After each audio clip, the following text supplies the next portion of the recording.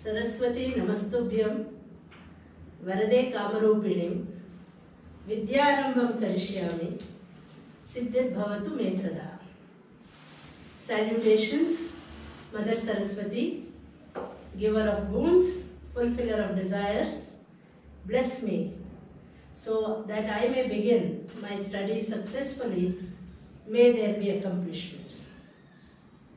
Respected Vice Chancellor, respected Dr.G.S.K, all founder members of the GSK Social Lab, the better and best half of GSK, good morning to all of you and happy Vijayadashami.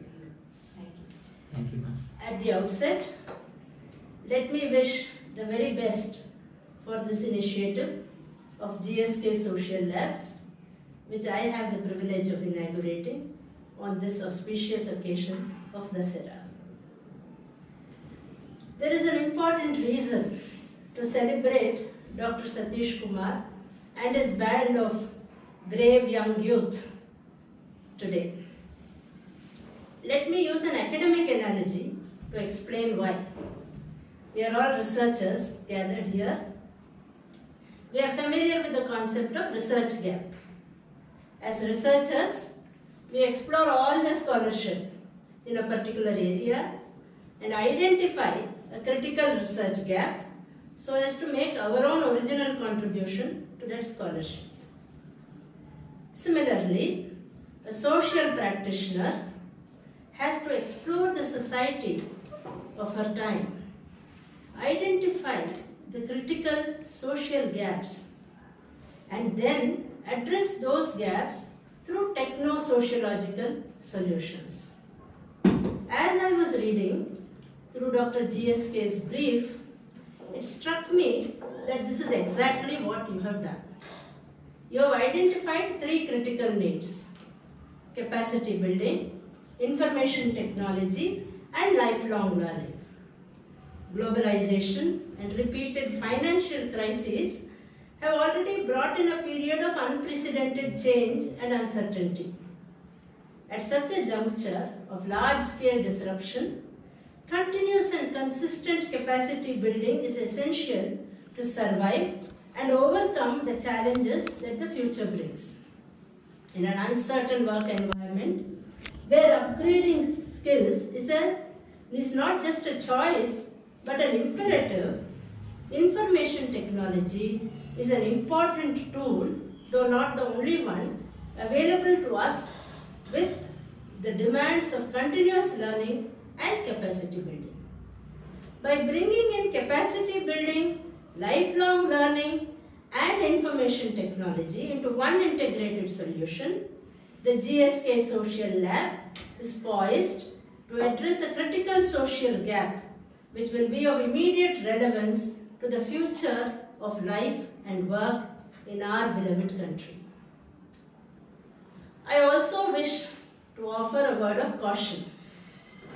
I have spent too long in public service, seen too much human suffering firsthand, to put my faith completely in technological solutions. So the first thing I would remind you is, behind the app, there is a reality. It is that reality that you should reach out to.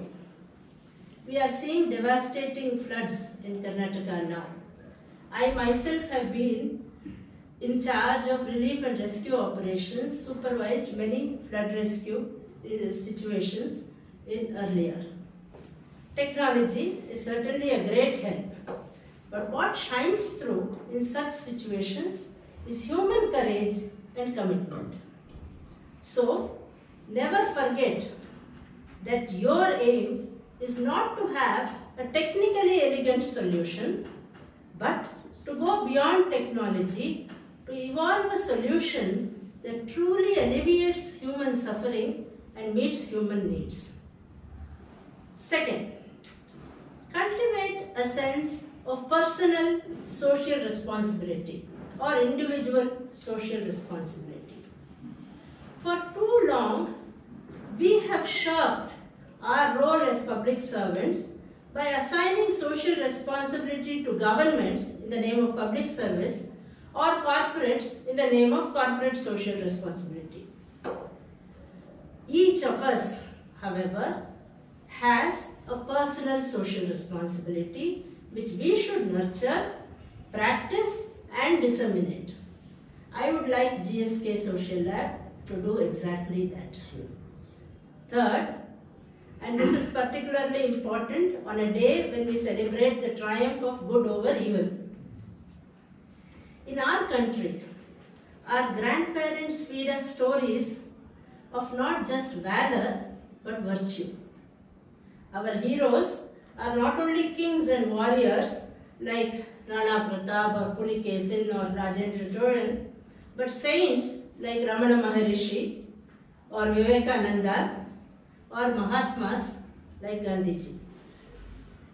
Yet we seem to think that ethics is a matter for our public lives, for our private lives, and have no relevance to our public life as citizens. I see strange anomalies in my profession. Individuals who build temples out of corrupt earnings, who denounce caste but practice gender discrimination, who feed the poor but destroy the environment.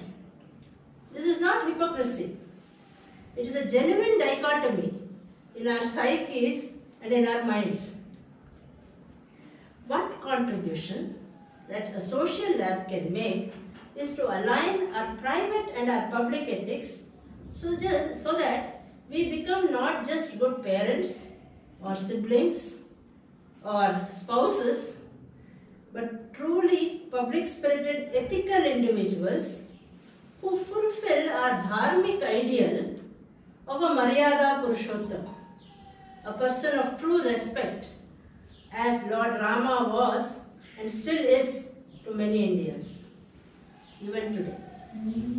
I would encourage the GSK Social Lab to provide and nurture those aspects of individual development: respect, ethics, inclusiveness, social consciousness that our higher education system, pardon me, has not addressed sufficiently. Attitude. Yes. An attitude of gratitude. Exactly. That's what that means. So I think I have brought you on a long journey in a very short time, from information technology to social responsibility to practicing your personal dharma.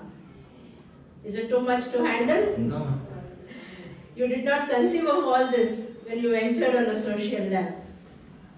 But what use is my inaugural address if I don't set seemingly impossible goals for you to aspire to? What use your initiative if you don't dream to reach out to the apparently unattainable? As Browning once said, and these are my favorite lines, "Oh, that a man's reach should exceed his grasp, or what is heaven for?" Thank you all very much, and I look forward to seeing the GSK Social Lab grow and flourish.